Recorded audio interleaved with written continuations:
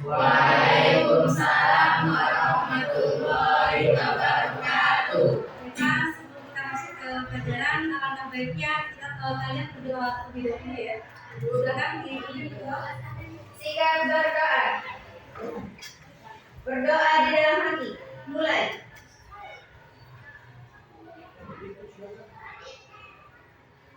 Berdoa selesai. Baik, apa kabar hari ini?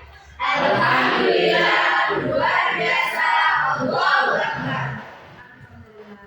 Nah, sebelum kita masuk ke materi, baiklah ini Ibu absensi dulu ya. Ini Ibu cek kehadiran kalian. Ibu mulai dari Anggun, Hadir Bu. kemudian Aura, Bu. kemudian Novi, Ada Bu. Nadine, Hadir Bu. Cynthia, Hadir. Waris. Oke, jadi semuanya hadir ya. Baik. Nah, di sini Ibu sebelum ke materi, Ibu ingin tanya dulu nih. Kalian hari ini ada yang kurang sehat? Tidak ada. Ada. Semuanya sehat ya? Alhamdulillah, berarti kalian secara fisik sudah siap untuk mengikuti pelajaran ya. Oke. Nah, kita hari ini akan membahas tentang lanjutan tentang yang kemarin. Kalau kemarin kan kita membahas tentang pembahasan sel.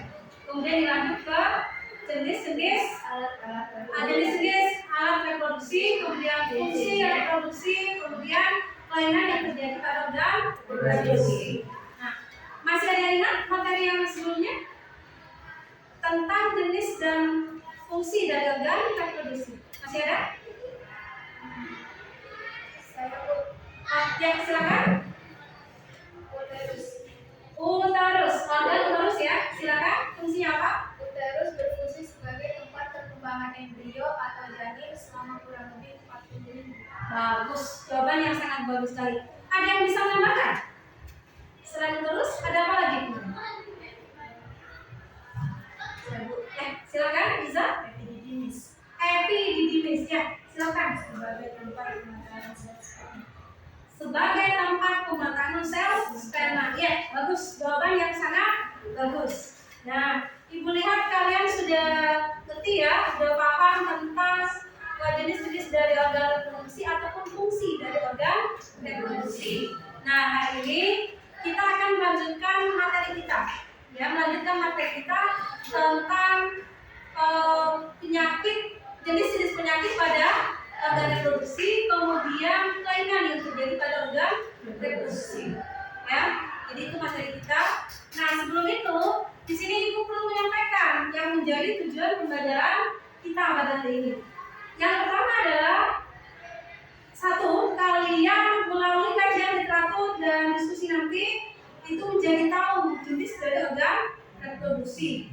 Kemudian yang kedua, melalui kajian literatur, kemudian diskusi, kalian menjadi memahami penyakit apa saja atau penyebab dari penyakit pada organ reproduksi.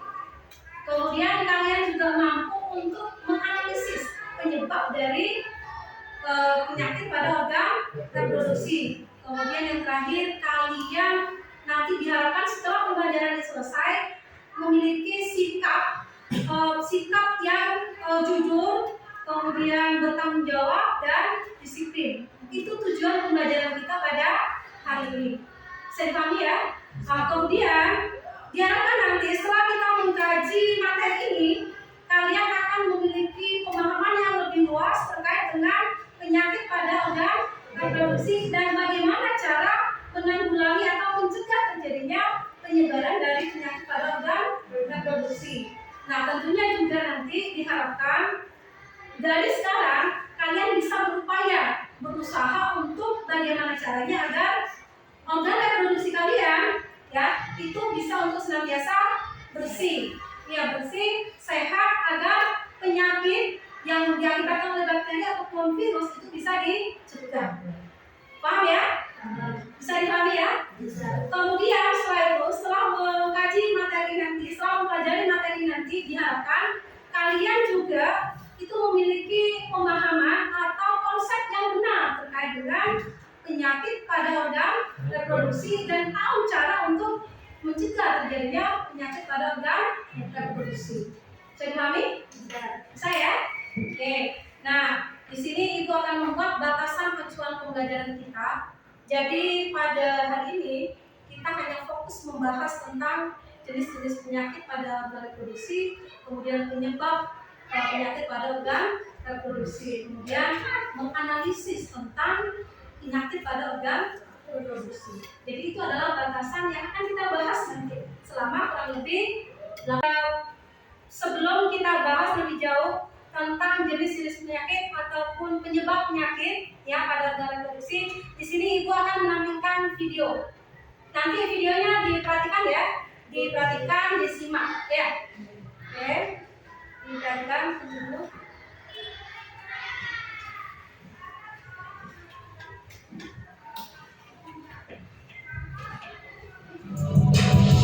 Silakan diperhatikan dan disimak ya. Komisi Penanggulangan AIDS atau KPA Kota Bandung mencatat kasus penularan HIV/AIDS di Kota Kembang itu didominasi oleh usia produktif. Per Desember 2021 tercatat ada 12.356 pengidap HIV/AIDS yang melakukan pelayanan kesehatan di Kota Bandung.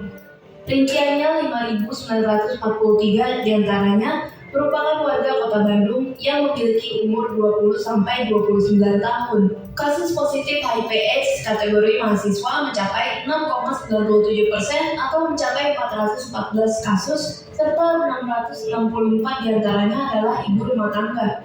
Yang umumnya diketahui, HIV menular melalui hubungan seksual beresiko. Namun nyatanya ada beberapa fakta lain soal penularan HIV. Simak penjelasan Dr. Richard Suwandi, dokter spesialis penyakit dalam, berikut ini. HIV ini sangat mungkin banyak miskonseksi ya. HIV ini hanya menular melalui darah. Ini betul-betul tahu ya. Jadi banyak kan pertanyaannya, apabila sama kita kalau kita bertemu dengan orang yang menderita HIV ini bisa nggak sih kita tertular dari dalam bersalaman atau yang tren itu berciuman saja, bisa nggak?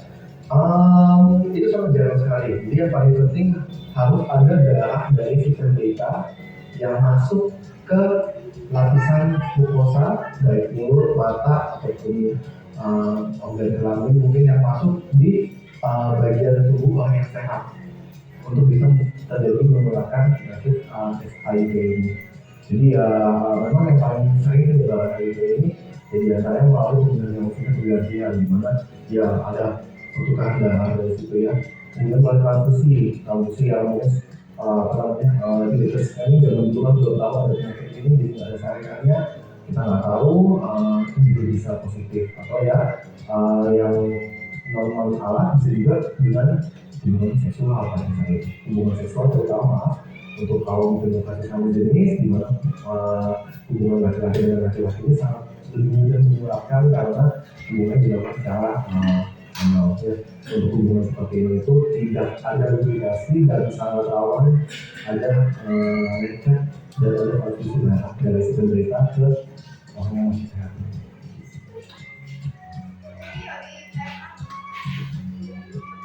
Dalam hubungan seksual itu sendiri termasuk tidak. Jadi misalnya hubungan seksual itu yang katakan seorang bisa menjalin hubungan seksual ini tidak ada kontak darah sama sekali dari penderita ke orang yang sehat, seharusnya tidak menular. Makanya untuk itu kenapa dipromosikan sekali ya, diantaranya kondom itu memang sangat cukup efektif untuk mencegah transmisi HIV ini. Orang yang terkena HIV tidak kekebalan tubuh manusia. Ya, bagus. Nah, itu tadi ya. Jadi di dalam video tadi dijelaskan bahwa HIV atau AIDS itu adalah jenis penyakit yang bisa menyerang organ reproduksi, baik pada wanita ataupun pada laki-laki. Nah, penyebabnya itu adalah virus HIV.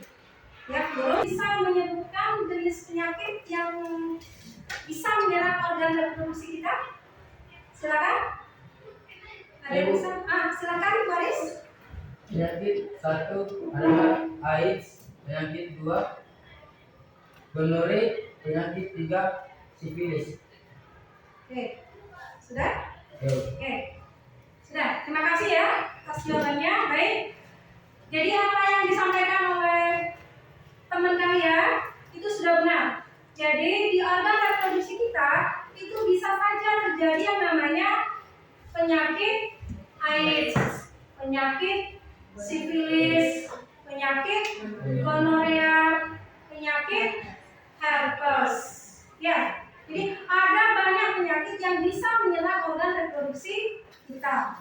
Nah, Ibu kita ambil yang sifilis ya, Ibu jelaskan sekilas terkait dengan penyakit sifilis. Jadi sifilis ini penyakit yang diakibatkan oleh apa? Yang diakibatkan oleh melihat buku ajar yang sudah disediakan, kemudian literatur yang sudah juga disediakan. Bisa dipahami ya? Oke, silakan satu orang dari kelompoknya.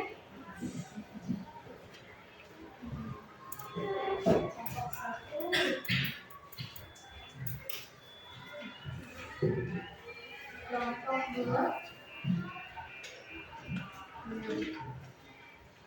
Kelompok 7.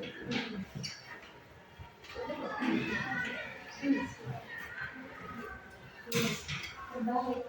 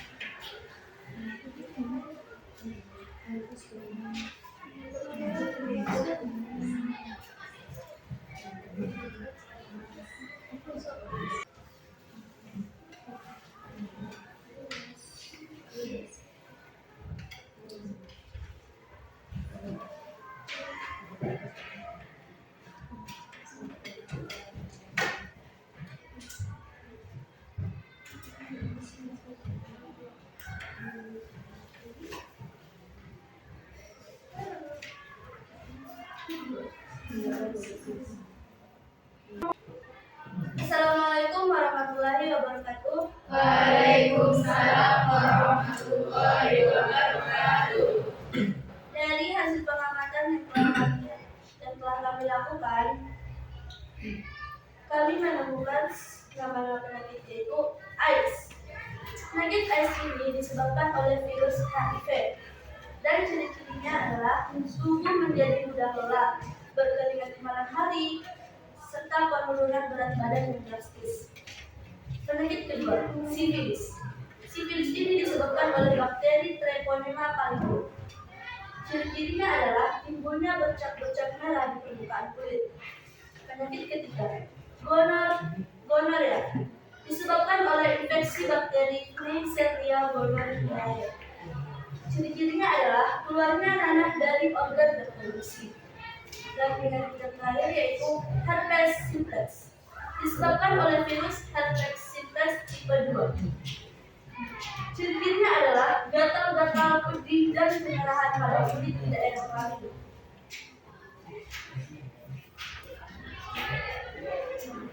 Menurut kami, penyakit HIV itu berbahaya karena sampai saat ini belum ditemukan obat yang dapat menyembuhkannya. Penyakit reproduksi pada manusia yang sampai saat ini belum ada obatnya yaitu AIDS yang disebabkan oleh virus HIV. Upaya pencegahan yang bisa dilakukan agar terhindar dari penyakit pada sistem reproduksi dalam kehidupan sehari-hari ialah: 1. Menjaga kebersihan organ reproduksi. 2. Mengonsumsi buah dan sayuran dan rajin berolahraga. 3. Membilas bersih alat kelamin setiap selesai buang air kecil maupun air besar. Dan yang terakhir adalah mengganti celana dalam 2 sampai 3 dari penyakit AIDS. Dan yang terakhir adalah transfusi darah dari pengidap penyakit AIDS pada orang yang sehat. Ada lagi yang ingin ditanya? Bisa dipahami? Bisa. Yang lain bisa dipahami? Ada pertanyaan lagi? Tidak ada? Sudah ngerti ya? Oke. Terima kasih.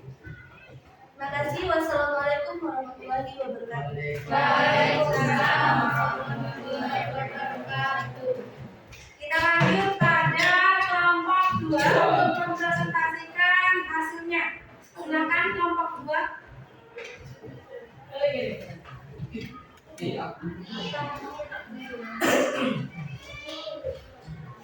Sudah ya? Oke. Itulah tadi hasil presentasi dari masing-masing kelompok ya. Dari presentasi tersebut, Ibu lihat kalian itu sudah bagus presentasinya, kemudian mampu memahami dan menjelaskan dengan baik permasalahan yang mampu memahami isi dari pekerjaan dari kalian yang diselesaikan di KPD. Kemudian lagi mampu memberikan pertanyaan yang bagus kepada kelompok yang lain. Kemudian saya lihat juga kalian sudah memiliki sikap percaya diri ketika menjawab pertanyaan dari temannya. Ya, menurut saya ini sudah sangat bagus dan luar biasa sekali. Nah, kita setelah ini, apakah ada pertanyaan terkait dengan permasalahan baik tentang penyakit ataupun penyebabnya? Ada pertanyaan? Ada pertanyaan? Tidak ada pertanyaan. Oke, kalau tidak ada pertanyaan berarti Ibu anggap kalian sudah memahami ya. Nah, untuk mengetahui tingkat pemahaman kalian terkait materi ini, terkait materi penyakit ataupun penyebabnya, di sini Ibu akan membagikan ke KPD, ya. Post test, ya. Jadi Ibu akan membagikan post test untuk mengetahui tingkat pemahaman kalian pada materi ini. Oke.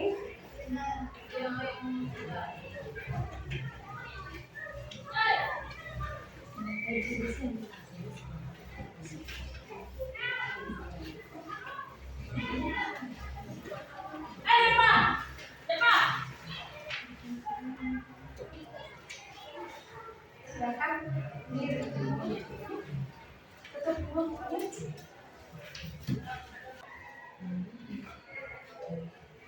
Sudah? Waktunya sudah habis, silakan dikumpulkan. Bu ambil ya.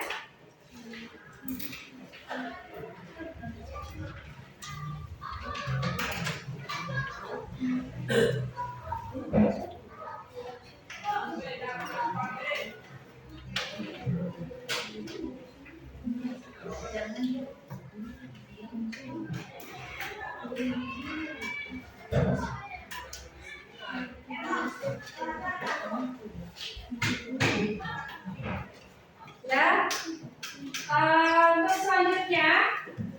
Untuk selanjutnya kita akan pada hari ini. Nah, dari kalian mungkin ada yang ingin menyampaikan kesimpulannya terhadap hasil pembelajaran kita pada hari ini. Ada yang bisa?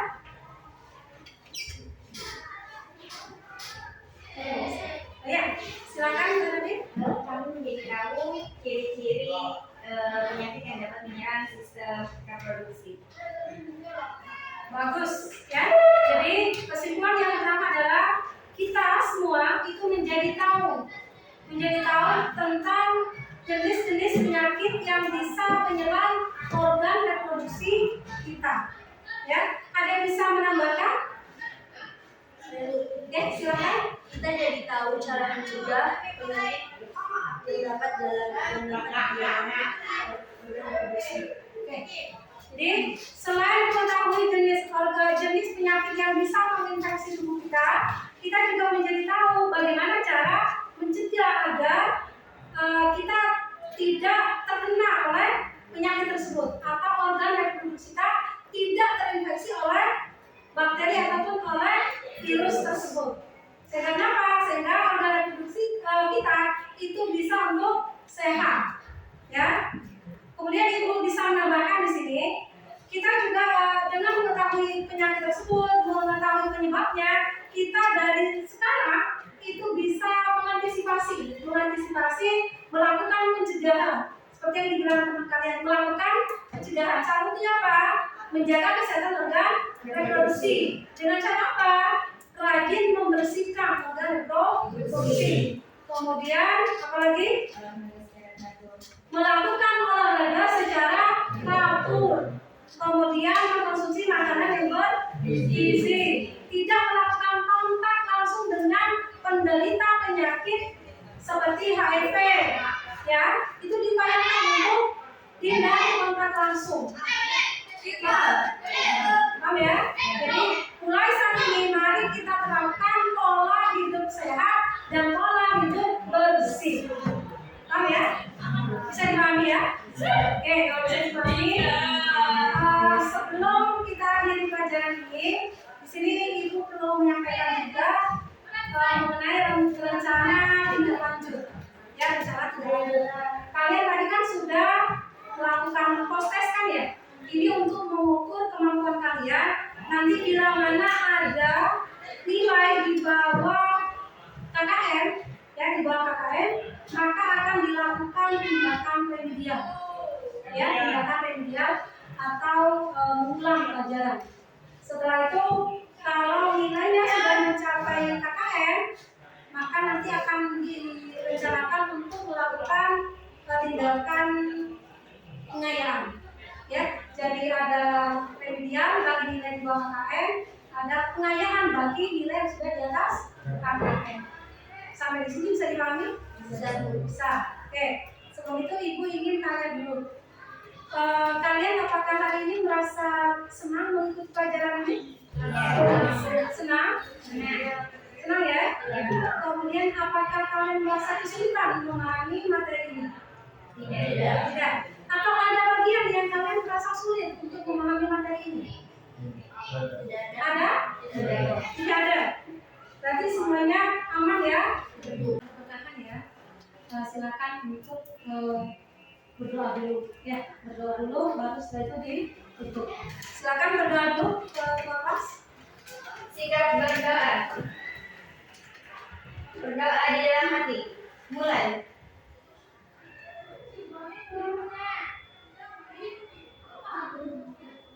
Berdoa selesai.